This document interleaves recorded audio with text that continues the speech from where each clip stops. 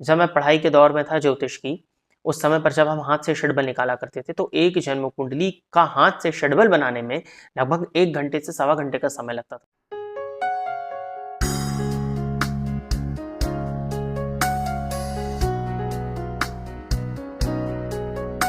नमस्कार, स्वागत है आपका प्रोफेशनल एस्ट्रोलॉजी पर। मैं यश तिवारी आज आप सभी के सम्मुख उपस्थित हुआ हूँ दी एस्ट्रोलॉजी शो के एपिसोड नंबर 120 को लेकर।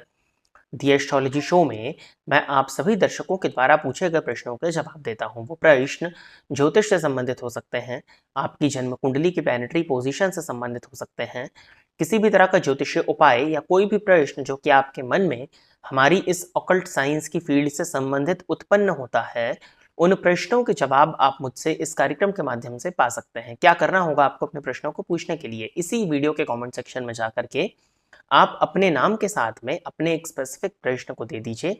फिर जैसे ही दी एस्ट्रोलॉजी शो के एपिसोड्स आते हैं, उन एपिसोड्स में मैं आप सभी दर्शकों के द्वारा पूछे गए प्रश्नों के जवाब को लेकर के उपस्थित हो जाऊंगा। यदि आप इस कार्यक्रम को देखते हैं और इस कार्यक्रम के माध्यम से आपका कुछ भी लाभ होता है, तो आप इस वीडियो को लाइक करें, साथ ही साथ इस चैनल को सब्सक्राइब करें, ताकि इन फ्यूचर जो भी कंटेंट मेरे द्वारा इस चैनल पर अपलोड किया जाता है उसका नोटिफिकेशन आपको मिलता रहे। यदि इस कार्यक्रम के माध्यम से आपका कुछ भी लाभ होता है, तो आप इस वीडियो को ज़्यादा से ज़्यादा लोगों के साथ में शेयर करें, ताकि और भी लोगों का लाभ और उसका माध्यम आप सभी दर्शक बने। यदि आप जानना चाहते हैं कि आपका ये मंथ कैसा जाने वाला है, आपका ये वर्ष कैसा जाने वाला है, साथ ही साथ विभिन्न ग्रहों का राशि परिवर्तन प्रभाव, जैसे कि शनि, राहु, केतु और गुरु का राशि परिवर्तन आपके लग्न एवं आपके राशि के अनुसार क्या फल को लेकर के आ रहा है, तो हमारे इस वीडियो के डिस्क्रिप्शन बॉक्स में आपको शुरुआत में ही 2 प्लेलिस्ट का लिंक देखने में मिलेगा। उन दोनों ही प्लेलिस्ट के लिंक पर क्लिक करते ही आप अपने लग्न एवं अपने राशि के अनुसार अपने पूरे मंथ का, अपने पूरे वर्ष का हाल जान सकते हैं। साथ ही साथ क्या उपाय आपको करने चाहिए, जिन उपायों को करके आप अपने इस जीवन को और बेहतरीन बना सकें, इस विषय में भी चर्चा हमारे उन वीडियोस के अंत में की जा चुकी है। तो अवश्य ही इस कार्यक्रम को देखने के बाद में उन प्लेलिस्ट को चेक कर लीजिएगा। अब हम बिना विलंब किए अपने आज के इस कार्यक्रम की शुरुआत करते हैं। और आज के इस कार्यक्रम का जो पहला प्रश्न है, ये ओम वाला नाम से आईडी है, इन्होंने लिखा है कि what happens when Ketu is placed in second house in तुला विच इज वीनस राशि। इनका कहना है कि द्वितीय भाव में केतु बैठे हुए हैं तुला राशि में, यानी कि कन्या लग्न की कुंडली है। अब कन्या लग्न की कुंडली के द्वितीय भाव में केतु का जाकर के बैठ जाना, तो केतु का फल निर्भर करेगा शुक्र की पोजीशन पर। रीजन क्या है? केतु छाया ग्रह है, जिसके घर में बैठेंगे उसके जैसे स्वरूप को धारण कर लेंगे। अब दूसरी चीज देखने में जो आती है कि राहु मेष राशि में अष्टम स्थान में बैठा है। अब अष्टम का राहु कई बार आपको जल्दबाजी में निर्णय लेने वाला बना सकता है, क्योंकि वो मंगल की राशि में बैठा हुआ है। स्वास्थ्य से संबंधित परेशानियां, भ्रामक रोग, नजर इत्यादि की शिकायत तो आपको अवश्य ही देखने में मिल जाएगी, क्योंकि अष्टम भावस्थ राहु है। परंतु यदि शुक्र की स्थिति आपकी कुंडली में ठीक है, तो द्वितीय भावगत केतु आकस्मिक धन लाभ के लिए अच्छा माना जाता है। आकस्मिक तौर पर धन प्रदायक आपके लिए माना जाएगा।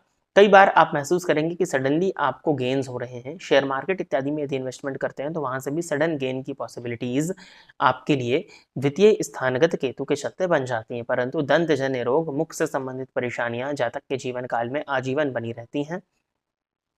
और इसके साथ ही साथ द्वितीय स्थान का केतु कुटुंबी जनों से भी एक डिटैचमेंट की भावना को उत्पन्न करा देता है। कुटुंबियों से दूरी या कुटुंबियों का वो सहयोग ना मिल पाए जिस सहयोग की आपको आवश्यकता है, या जिस सहयोग की आप उनसे अपेक्षा रखते हो।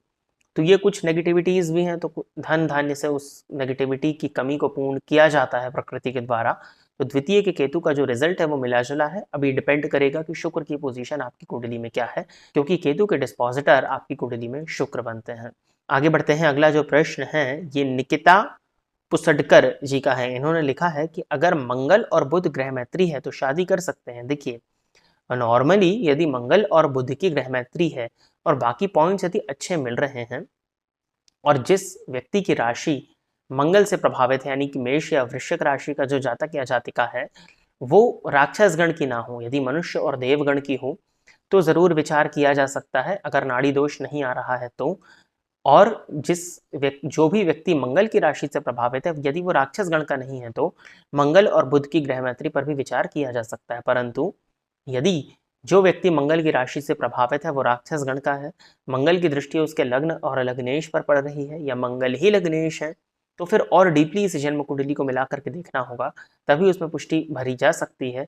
नहीं तो मंगल और बुध की ग्रह मैत्री को नॉर्मली अवॉइड करना चाहिए। परंतु हाँ, अगर अदर पॉइंट्स अच्छे मिलते हैं गुरु और शुक्र की स्थिति दोनों की ही जन्म कुंडलियों में अच्छी है और जो शुरुआत में मैंने पॉइंट्स बताए यदि वो मैच करते हैं तो गुरु और बुध की ग्रह मैत्री में भी विवाह करके आसानी से चलाया जा सकता है।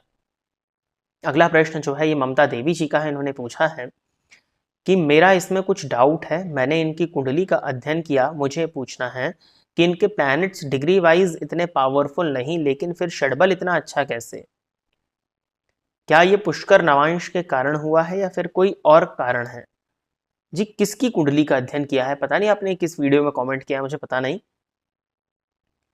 हो सकता है कि आपने निःशुल्क जन्म कुंडली अध्ययन में इसको कमेंट दिया हो, जिस जन्म कुंडली का अध्ययन मैंने वहां किया हो, तो ये संभव है। तो मैं आपके प्रश्न को मेनली फिर से पढ़ता हूँ कि इनके प्लैनेट्स डिग्री वाइज इतने पावरफुल नहीं है, फिर षडबल इतना अच्छा कैसे है? क्या ये पुष्कर नवांश के कारण हुआ है, फिर कोई और कारण है? देखिए षडबल जो होता है ना, वो 6 प्रकार का बल होता है और 6 प्रकार के बल में भी जब आप कैलकुलेट करते हो तो एक बल के अंडर में मल्टीपल बल होते हैं। अब एक्चुअल वो कितने बल होते हैं, जैसे अगर आप देखो तो ओज युग्म बल एक अलग से बल होता है, तो ऐसे बहुत सारे बल होते हैं। उच्च बल तो आपने सुना होगा, उसके अंडर में भी कुछ बल आ जाते हैं। तो षडबल जो होता है वो मल्टीपल ग्रहों के बलों से मिलकर के एक ग्राफ के फॉर्म में आपको रिप्रेजेंट किया जाता है। उसका अंश बल से कोई लेना देना नहीं है। यदि कोई ग्रह उच्च राशि में बैठा है तो उस ग्रह को उच्च बल की प्राप्ति हो जाएगी। यदि कोई ग्रह अपने दिग्बलीय स्थान में बैठा हुआ है तो उस ग्रह को दिग्बल की प्राप्ति हो जाएगी। उदाहरण के तौर पर यदि मंगल दशम भाव में है, सूर्य दशम भाव में है, शनि सप्तम भाव में है, गुरु या बुध लग्न में है, मंगल दशम भाव में है, तो इनको दिग्बल की प्राप्ति होती है। तो षडबल में इनका ग्राफ थोड़ा बढ़ जाता है। दृग्बल एक होता है, जब किसी ग्रह पर शुभ ग्रह की दृष्टि पड़ती है तो उसको दृग्बल की प्राप्ति होती है, तो उसका षडबल का ग्राफ थोड़ा बढ़ जाता है। वहीं अगर पापक ग्रह की दृष्टि पड़ती है तो उस ग्रह को माइनस में दृग्बल की प्राप्ति होती है, तो उसका जो षडबल का ग्राफ है वो थोड़ा गिर जाता है। पुष्कर नवांश और नवमांश कुंडली भी षडबल को मेंटेन करने में सहयोगी होती है, तो उसका भी विचार किया जाता है। तो बहुत सारे पॉइंट्स, मल्टीपल पॉइंट्स को मिला करके षडबल क्रिएट होता है। षडबल अपने आप में एक बृहद टॉपिक है, एक सब्जेक्ट के फॉर्म में है जो कि टोटली एक कैलकुलेटिव सब्जेक्ट है।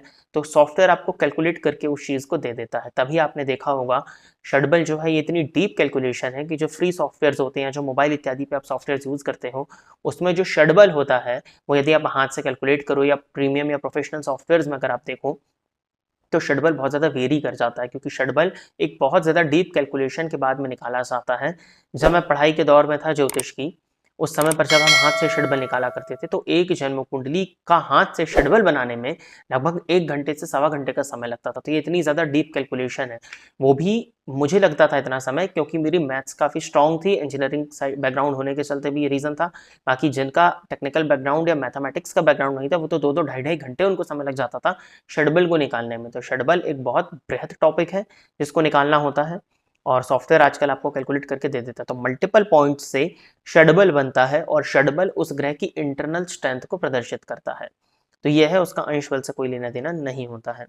और इनका एक और प्रश्न है कि अगर केतु 4, 8, 12 में हो और गुरु की दृष्टि ऐसे केतु पे हो जाए, नवी दृष्टि हो जाए, ठीक है, तो ऐसे इंसान को मोक्ष की प्राप्ति का योग बनता है क्या? और क्या ऐसा इंसान स्पिरिचुअली बहुत हायर लेवल का होता है? उदाहरण के तौर पर चौथे का केतु और 8वें का गुरु। देखिए जब 4, 8 और 12 भाव में केतु बैठेंगे तो 4, 8 और 12 ये जन्म कुंडली का मोक्ष का त्रिकोण होता है। चतुर्थ भाव मोक्ष त्रिकोण का लग्न होता है, अष्टम भाव मोक्ष त्रिकोण का पंचम होता है और व्यय भाव जो 12th हाउस है जिसको आप मोक्ष का भाव कहते हैं वो मोक्ष त्रिकोण का नवम होता है, अर्थात भाग्य स्थान होता है। अब यदि चतुर्थ स्थानगत गुरु पर अब यदि चतुर्थ स्थानगत केतु पर गुरु की नवी दृष्टि पड़नी है तो गुरु 8th में होंगे। यदि अष्टम के केतु पर गुरु की 9वीं दृष्टि पड़नी है तो गुरु 12वें होंगे और यदि 12वें के केतु पर गुरु की 9वीं दृष्टि पड़नी है तो गुरु चौथे होंगे। इट मीन्स ये जो कॉम्बिनेशन आप बता रहे हो इस केस में गुरु और केतु दोनों ही मोक्ष त्रिकोण में जाकर के बैठे हुए हैं। तो जब गुरु और केतु, क्योंकि गुरु ज्ञान और आध्यात्म और ऊंचाई का कारक है, व्यक्ति को आध्यात्मिक उन्नति देने के लिए जाना जाता है, और केतु भी कहीं ना कहीं आध्यात्म से अपना गहन कनेक्शन रखता है। राहु के अपोजिट होने के चलते उसको पापक ग्रह के रूप में जोड़ दिया जाता है, परंतु नेचुरली केतु एक शुभ ग्रह के रूप में देखने में आते हैं। राहु के सामने होने के कारण हम उनकी गणना पापक ग्रह के रूप में कर लेते हैं, परंतु केतु एक शुभ ग्रह है जिसका चिन्ह ही ध्वज झंडे का होता है जो हमेशा ऊपर लगाया जाता है, जो कि आध्यात्मिक उन्नति को प्रदर्शित करता है, डीप मेडिटेशन, स्पिरिचुअलिटी, संत को, विरक्ति को प्रदर्शित करता है। तो गुरु और केतु का जिस भी कुंडली में मोक्ष त्रिकोण में बैठना व्यक्ति को स्पिरिचुअली बहुत हायर लेवल पर ले जाता है, या ऐसा व्यक्ति स्पिरिचुअलिटी की तरफ अट्रैक्ट होता है। मंत्र साधना, पूजा पाठ, जप तप, दान पुण्य इत्यादि में उसका मन लगता है, जिससे उसको एक स्पिरिचुअल हाइट देखने में मिलती है। उस व्यक्ति की इस जीवन काल में स्पिरिचुअल ग्रोथ हो जाती है। अब जब भी कोई व्यक्ति स्पिरिचुअली ग्रो कर रहा होता है तो उसका जो मोक्ष का मार्ग है वो और क्लियर हो जाता है, परंतु हम जन्म कुंडली को देख करके एकाएक नहीं ये नहीं कह सकते हैं कि ये व्यक्ति को मोक्ष की प्राप्ति हो जाएगी या ये उसका लास्ट जन्म है या लास्ट बर्थ है। हाँ, मोक्ष के मार्ग उसके लिए खुलते हैं।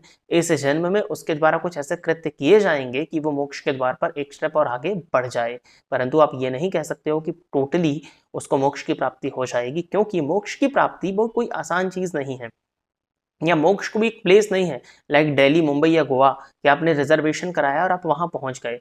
मोक्ष मीन्स आत्मा का परमात्मा से मिलन की बात हो रही है, जीवन और मृत्यु के खेल से मुक्ति की बात हो रही है। तो आपको उतना ज्यादा हाईली स्पिरिचुअली कनेक्टेड होना पड़ता है।